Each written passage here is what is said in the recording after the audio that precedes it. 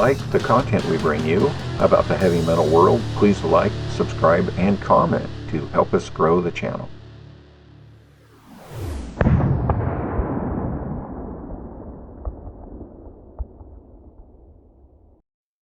We're here to talk about the new album, Unite and Conquer, which just came out here in the States, and it's coming out December 1st in Europe. Is that right? That's correct. And then but we also have released in Japan. Okay, I was going to ask, the Asia release is already out in Asia? Yes, Asia and the US were actually connected in the same, not only the US, but the Americas, right? Right. Actually, everywhere else outside Europe has been released, but Europe is holding back until. Okay, so my question, it's you guys are on one label, and then it says Europe is Massacre. Are you on more than one label, or how does that work? We have 3 labels at the moment. Right. That's what I was going to ask you. So you've got Asia, Europe, So Massacre is distributed in Europe. Japan World Records is distributed in whole Asia territories, all Asian territories, awesome. And then the rest of the world is still M Theory. Yes, for the Americas, Down Under, and Africa, whatever it's left, in the right. Well, that's a pretty big market, but this way it gets you guys all over the place, right? Much better distribution. Exactly, but not only that, but when you have regional distribution, you have an extra interest in agents and the label reaching out for different markets, different networking to get your shows and things like that, because they want to get your product out, right? So they will they would do their groundwork separately, I guess. So we're tripling the forces, as per se, Right. Does that tripling the work for you guys in PR? Pretty much, yeah. As a matter of fact, we just recorded a Japanese version of one of our songs. Yeah, which one? New Day Rising. Oh, great. Yeah. So we have that coming out in it was just sent to the Japanese PR. Yesterday. Was that the song that you guys wrote in Japan with a friend from Japan? Wasn't there a song on Psychosomatic that you guys had a Japanese friend help you with some translation on? Oh yeah, totally. Yeah. So I remember. So you're you were telling me about this. Yes. So. Yes, that's right. Yeah, that's right. So that one got finally done, right? I got Yuri Sanson, which is the singer that used to, the former Ibria Brazilian band that was huge in Japan for many years, and he's a special feature in this song with us. So he's singing with me. Awesome. So can we talk a little bit about the new album and how it came together, and definitely and how that's different maybe than previous albums you've done? Definitely. Yeah. So Unite and Conquer is a very, very personal album for me. The songs are written within a very interesting interpersonal contest. All of them. All of them have a little bit of we like touching subjects that nobody would talk about, right? So in this album is no different. So we kind of pressed some buttons in some people, and this is what the goal is. But we show not only a very diverse standpoint, but also it's just a click for our listener to start thinking about certain things, and that's what's the goal, right, with Unite and Conquer. It's like going against a little bit of these conflicts that the mass media and the powers that be constantly keep in their agenda to push to divide us within difference of religion, race, or color of your skin, or language you speak, and you line them up, right? So Unite and Conquer touches each one of those little things, you'll see it throughout the album, and all the discriminations that we kind of need to work on within us, and things like that. Not only that, but also like remembering times in our history that needed, to be approached and kind of compared to what's going on. So the history doesn't keep to repeat itself. You know what I'm saying? Right, right. As opposed to ignoring it or not even knowing about it or having it stricken from some school to where Exactly. you can't Yeah. even learn about it. Exactly. So, Yeah. can you talk a little bit more about your writing? And I know it's probably a little different from song to song because you had a song that couple songs you did with guest artists, and didn't one of Correct. your guest artists co-author that song with you? Yeah. So on actually, Vicky did. Yeah, yeah. So talk about Yeah. Vicky and talk about Ralph, if you would. Sure. Yeah. Yeah. So the with Vicky, since we started talking about, so we wrote "Lost in the Darkness," and we had a second verse.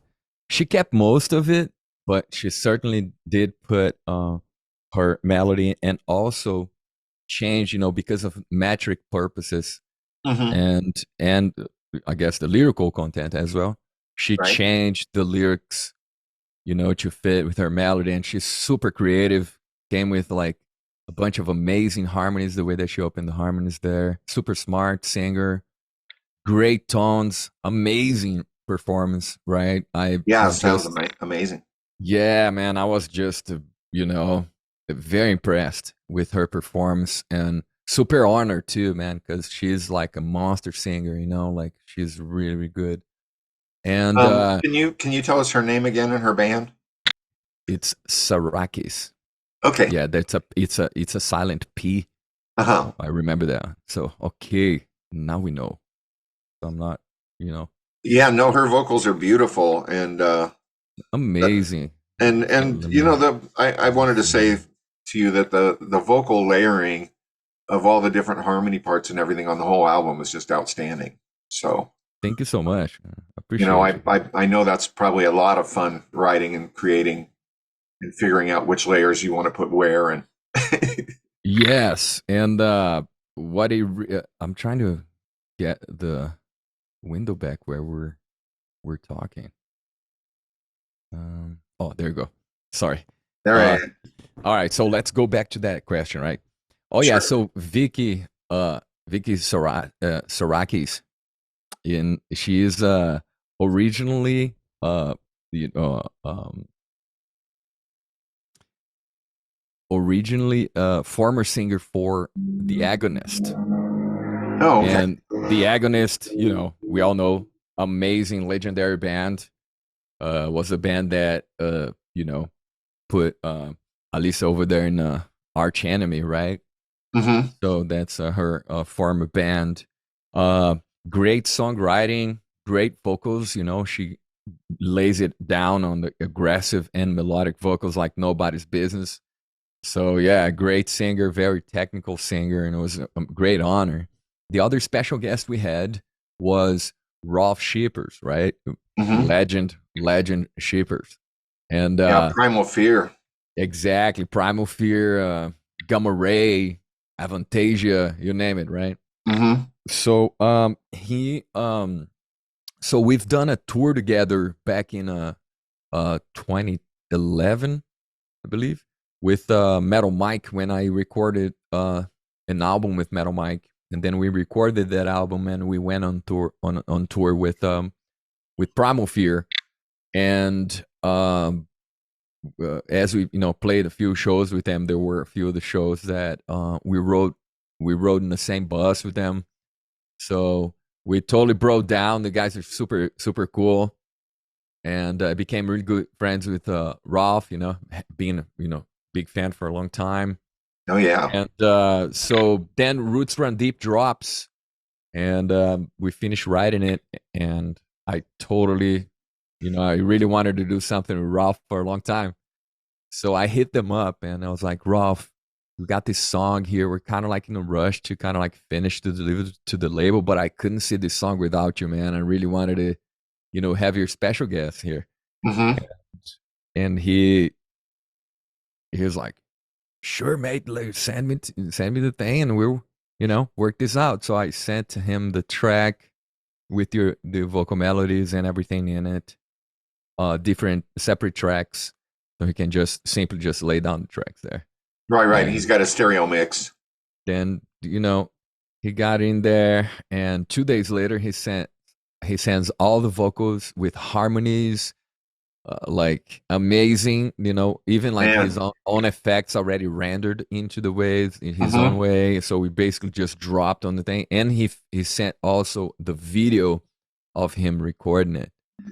Just in So 2 days, he just whipped it in out, two right? days, bro, like a pro, and I was like, Wow, he's the man. yeah, he's a man, like literally.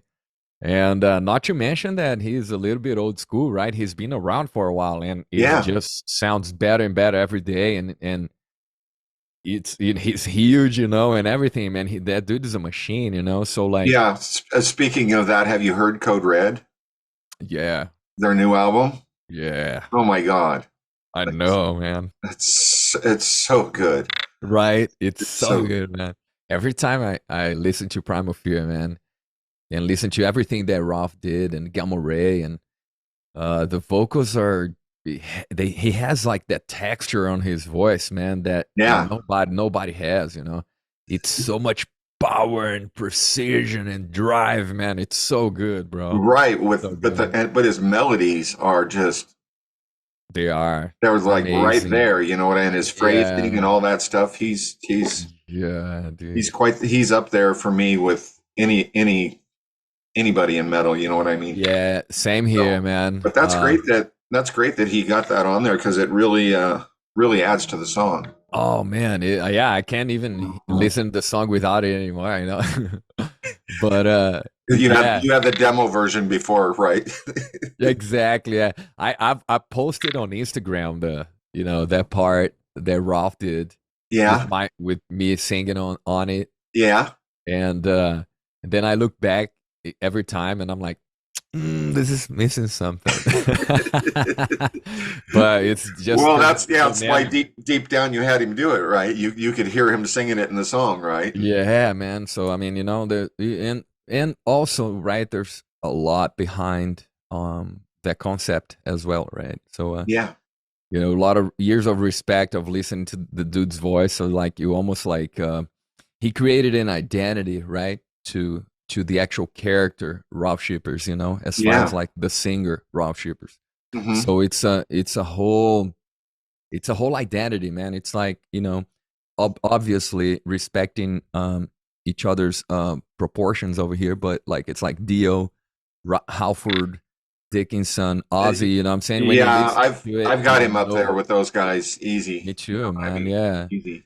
And you know that you hear those voices in a battery powered radio, little bitty on the corner of the street, and that there are those guys singing. Do you guys find that when you're making vinyl now, do you engineer it differently? Do you mix differently? Because I mean, in vinyl, I remember in vinyl, all your home stereos had a bass boost for a reason, because on the vinyl, I believe you have to have it a little more mid-rangey. Mhm. Did you Yes. guys take that into consideration on the new? Definitely. Yeah. The master for the vinyls is different than the master for the CD, which is different than the master for streaming. Right.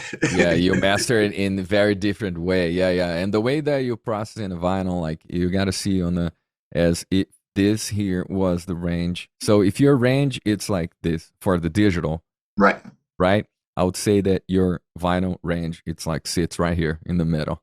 So it doesn't Right. get too much of the very high, doesn't get too much of the very bassy kind of thing. Mhm. So you need to compensate that too, right? When you're doing the mix and whatnot. But another thing that you got to compensate for Yeah. is the actual, the length of the waves that are encrypted in the vinyl. They Mhm. reduce as they go, right? They reduce the size as they go. So you also lose a little bit of data because the speed of the vinyl is the same. Right. Does make sense? So your diameter reduces as the vinyl, as it goes in.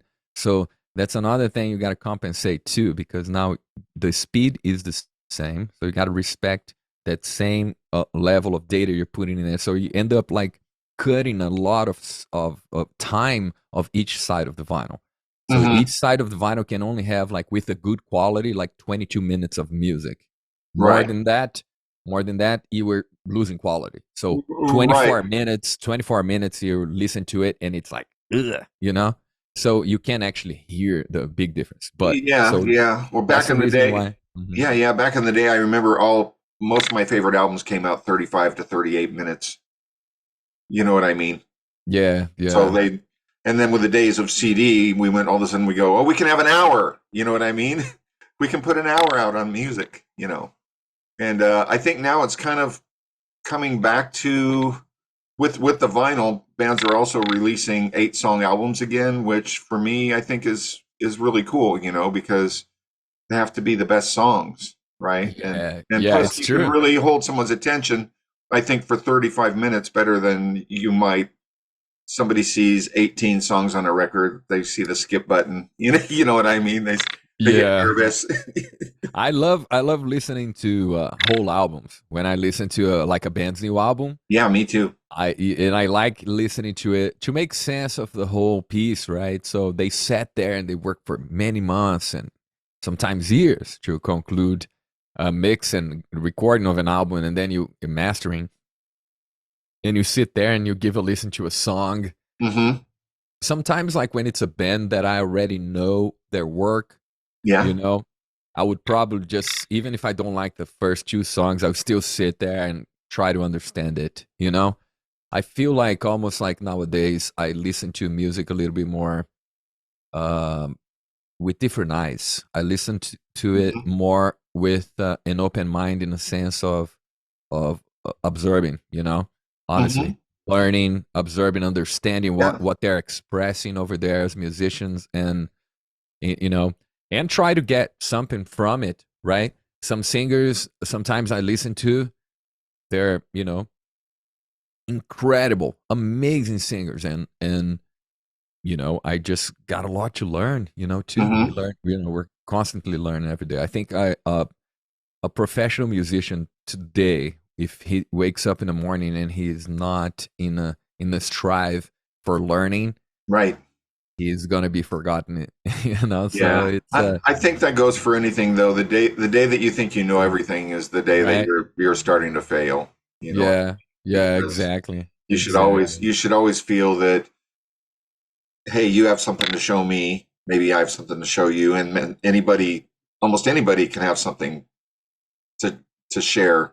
You know what I mean? That you don't Yeah. already know that you can learn from. So, I was going to say on the note of vinyl, the one of the cool things is, like you said, with vinyl, you're more likely to actually listen to both sides of the record, or certainly at least one. And if you liked one, you'll flip it.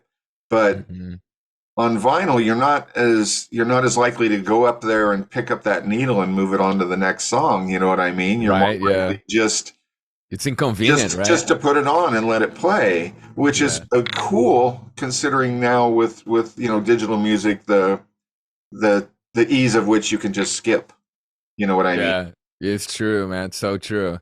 And also, in most of the platforms, if you didn't like set the album to play in full, you'll Yeah. probably play somebody else's song that you didn't actually click on that to pay, but they paid some cash to have Yeah. that being played after your song, and then it's kind of, so it's a very, very hard moment in music in certain aspects, as it is also in other aspects, great kind of blessing, because you see, many times we've been exposed to, you know, many artists. They are, releasing their music every day, and things. So there's so much music coming out, but Yeah. the Pandora kind of culture, as per se, it's Right. putting in a random, it's inevitable, because it's your music is not going to get heard if you don't actually get some money behind it. Yeah. If you don't get the PR, if you don't get the content to promote that music, if you don't get the, and you know Yeah. mo if, Constant content, right? yes, a constant, because if you're not evident, you have 10 plays today and tomorrow you have none, you're not going to get to be played after the Iron Maiden song in anybody's playlist, you know. And if you don't get into playlists, that's another thing too. Yeah. If you don't get into the curated and organic algorithmic playlists in Spotify for the number of plays, Yeah. you're not going to get that organic algorithm, which is going to throw you to play on the next song in To somebody's. the next person. If you like the content we bring you about the heavy metal world, please like, subscribe, and comment to help us grow the channel.